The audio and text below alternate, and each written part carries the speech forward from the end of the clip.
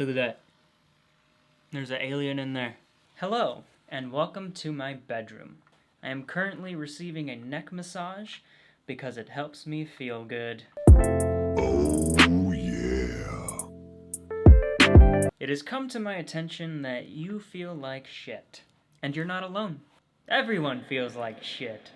It's one of our very favorite things to complain about. But I don't want you to complain about it. I want you to do something about it. And I'm here to help. I'd say I spend about 90 to 95% of my time not feeling like shit. Granted, I'm not your therapist, I'm not your doctor, I'm not your grandma. But I know what works for me. And I hope that what I'm about to share with you can be helpful to you. Step 1. Get your nutrition right. Show me a college student who subsists on ramen, energy drinks, and Cliff Bars, and I'll show you someone who probably feels like shit. I know it's hard to make more room in your budget for more nourishing foods, but whatever you don't invest in your nutrition now is just debt you're going to have to pay for later in life. So you might as well make it a priority now.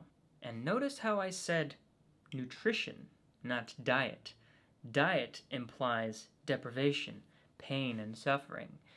Nutrition, on the other hand, is about giving your body what it needs to do its thing and moderating the amount of processed crap you put in your system. Notice how I also said moderating, not eliminating.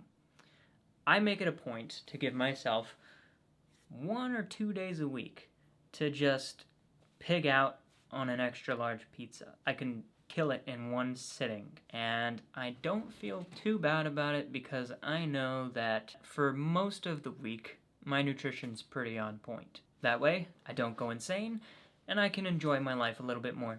So, what are you supposed to eat? Well, no matter what your dietary restrictions are, I don't care if you're vegan, carnivore, cannibal, at the end of the day, you need to eat whole foods. Not the restaurant, like real foods.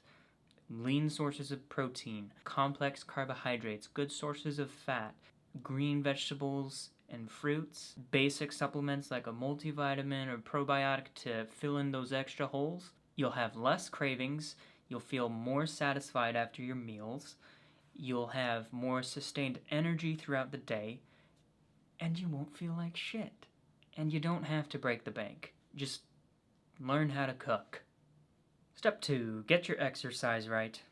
Now this is a tough one because, let's be real, most people hate exercise. And to make matters worse, social media just consumes us with all these airbrushed photos of perfectly lit fitness models, and you look at that and you think, well, I'm never going to look like that, so why bother trying? And you feel like shit. So pause, rewind, tell Instagram you don't want to see that stuff anymore. Matter of fact, just delete the app altogether. If you want to make exercise a consistent part of your life, not just something that you pick up for a week and then forget about, you have to find some form of it that you find enjoyable. I don't care if it's heavy metal yoga, Zumba, Pilates, rowing, or good old weightlifting, which is what I like, and I've stuck with for a long time now. And track your progress. If you're not setting goals for yourself and tracking your progress along the way, you're just going to end up wandering around, and then all of a sudden one day you find, oh yeah, I'm not really working out anymore. I just kind of got bored of it. Part of what keeps you coming back is the reward of, wow, I lifted more than I did 2 days ago, or wow, I ran further than I did last week. That feels good. And if you stick with it in the long term, you're going to look good, you're going to feel good, and you won't feel like shit. This is my current notebook of gym workouts. As you can see, it has a pink unicorn on it. My girlfriend got this for me. She knows what I like. And that's why she's my girlfriend. In it, I have written what exercises I've done on a given day, reps and sets. This way I know exactly what I've done so that I can always try to do better every time out. Step 3. Get creative. It feels good to make something, and with YouTube and other online learning sites that don't sponsor me yet, you can learn just about anything.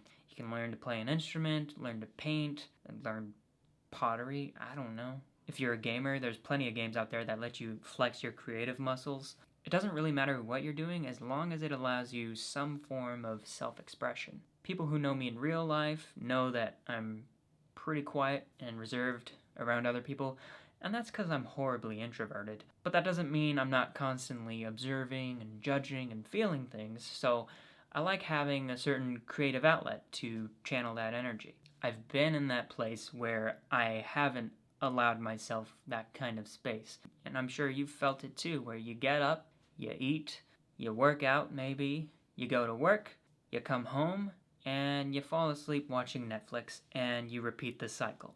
It doesn't feel good. Don't be that guy. Step 4. Try something new.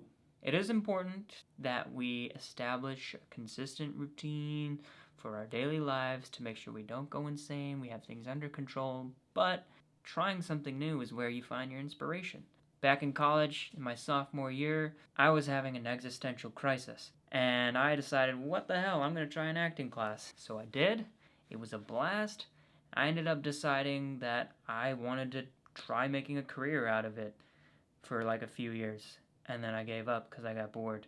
That was fun. You gotta know when it's time to shake things up when you're stuck in a rut. In conclusion, I'm better than you. Just kidding. None of this is about reaching an end goal. This is all just a juggling act that you get more accustomed to and better at over time until you die.